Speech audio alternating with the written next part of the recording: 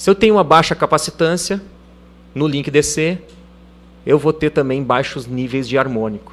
E aí aqui a gente tem também um gráfico de harmônico, né, que são medições feitas aí mostrando que praticamente a metade do que a norma exige já é atingido por esse tipo de equipamento sem filtros adicionais. O próprio produto já faz a correção interna. E esse é um drive que não é de 18 pulsos, nem 12 pulsos, ele é 6 pulsos tradicional. Tá? Aqui a gente não precisa de transformador com duplo secundário. E só para a gente encerrar, então, já que o meu tempo já se esgotou, observa o valor de corrente que esse tipo de acionamento drena da rede.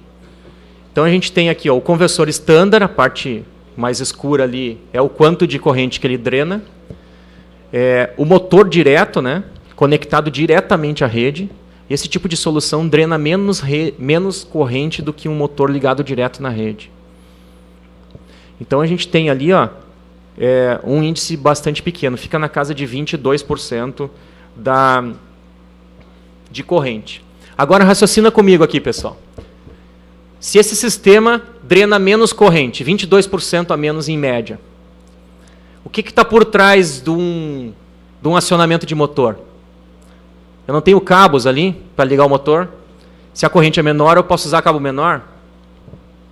Eu tenho fusíveis de proteção, eu tenho disjuntores, eu tenho um transformador lá na ponta. Tudo isso é economia.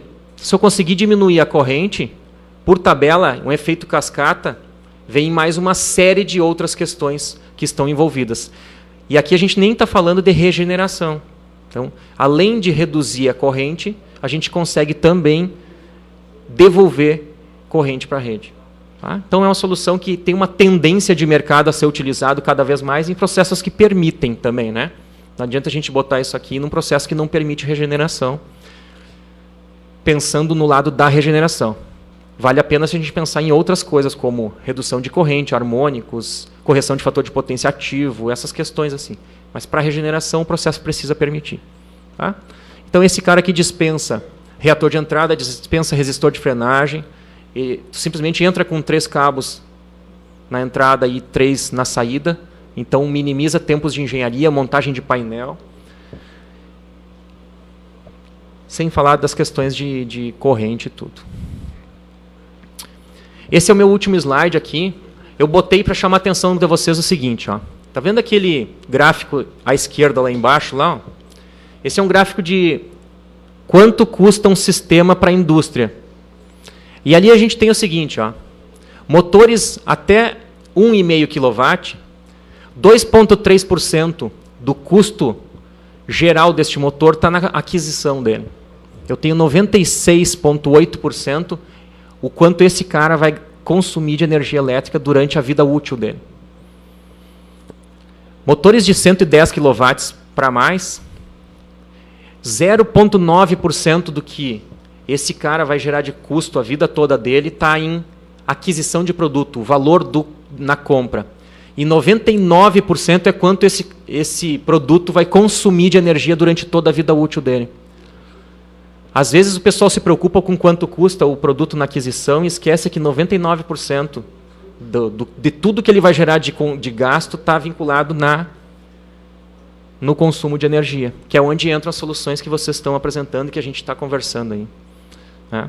E cabe a quem, pessoal, a mostrar que isso é fato aqui. Normalmente as empresas estão preocupadas com o quê?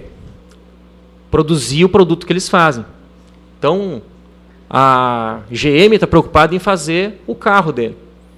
Ele esquece que no processo todo tem toda uma engenharia ali. E aí cabe a engenheiros, aos técnicos, engenheiros, chamar a atenção das indústrias que eles podem estar ganhando muito mais, serem mais competitivos, se eles analisarem também a partir de processo interno. Tá? Aqui estão os meus contatos, eu agradeço a atenção de vocês aí, eu vou deixar aberto para perguntas aí.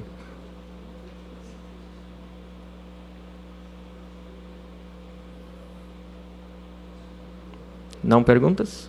Perguntas? Pergunta aí, Fábio. Fácil, tá, pessoal? Bom, tem algumas perguntas. Barbado. Pega leve. Vieram pela internet. Então, são o seguinte. Primeiro, o Diego T. Rodrigues, Campinas.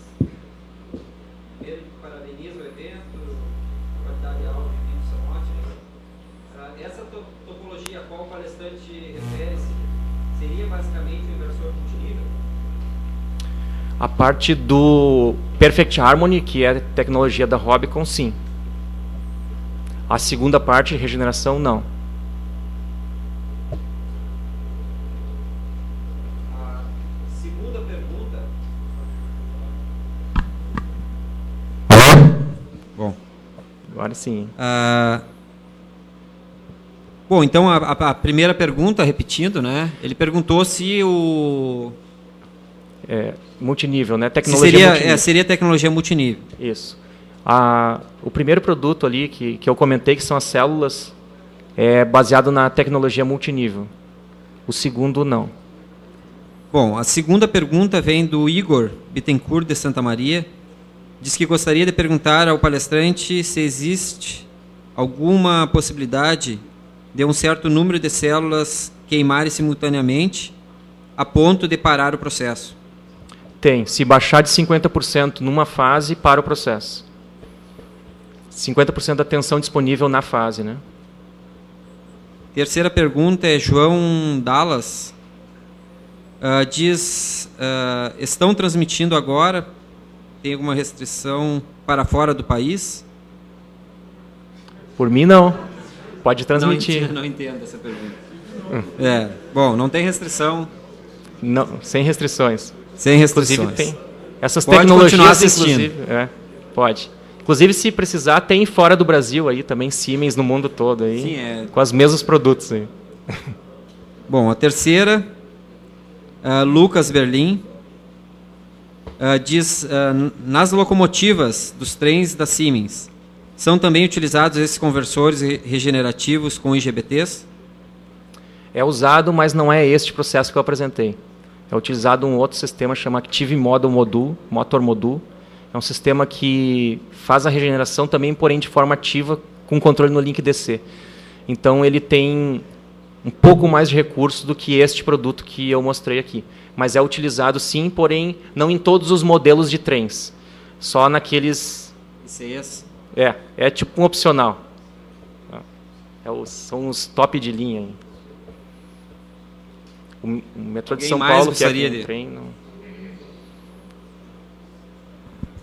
A fábrica de trens fica em Jundiaí também. Aproveitem, visita a fábrica de trem e a de conversores multinível ao mesmo tempo. Boa tarde. Boa tarde. Parabéns pela apresentação. Meu nome é Luiz Daniel, professor do Instituto Federal lá do Ceará. Eu tenho uma pergunta pertinente com relação à questão da tolerância à falha desses conversores. Eu gosto de dar manutenção em inversores industriais de médio e pequeno porte. E uma coisa que eu venho observado, ABB, Siemens, todas essas linhas de conversores, o grande índice de falhas está no módulo do IGBT. Você vê claramente que a parte de acionamento está intacta, mas o grande responsável pela falha é o IGBT.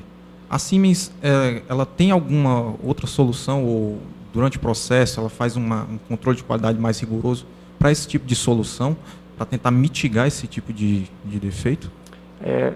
A falha no IGBT é uma falha meio de produto, é meio conceitual. Na verdade, não existem muitos fabricantes do componente eletrônico, né? Normalmente a indústria compra o componente eletrônico de um grande fabricante e monta a sua solução na parte de lógica, de programação, de acionamento. Mas o componente de potência, ele tem esse nível de falha. E realmente, a gente estima aí que em torno de 60% a 70% das falhas ocorrem nas partes de potência, que representam, aí depende muito do tamanho, né? Mas representa quase que 60% do custo de um conversor. Então, quando isso acontece, trocar os IGBTs significa gastar 60% de um novo, em média, né? O que vocês acham que acontece? normalmente acaba optando por comprar um novo, né? Quando precisa trocar todos os GBTs. Quando é só um, então a Siemens está trabalhando na parte de controle do IGBT. Então ela está buscando algumas alternativas para que ele primeiro avise que o IGBT está entrando em defeito, por exemplo, né? Ele já vai avisando antes, ó, está dando níveis de correntes diferentes, faz manutenção porque o teu IGBT vai queimar, né? E quando isso não é possível, a gente está tentando achar algumas alternativas para fazer com que a queima do IGBT não pare o processo, tá? E nos multiníveis isso é possível, mas nos conversores simples não achamos ainda essa mágica aí, vamos ficar devendo. Mas a parte de controle, a gente está trabalhando realmente na parte do controle, de buscar alternativas à queima do componente. Mas o componente em si, não. Mais alguma pergunta? Bom, então agradecer Obrigado aí, pessoal. ao engenheiro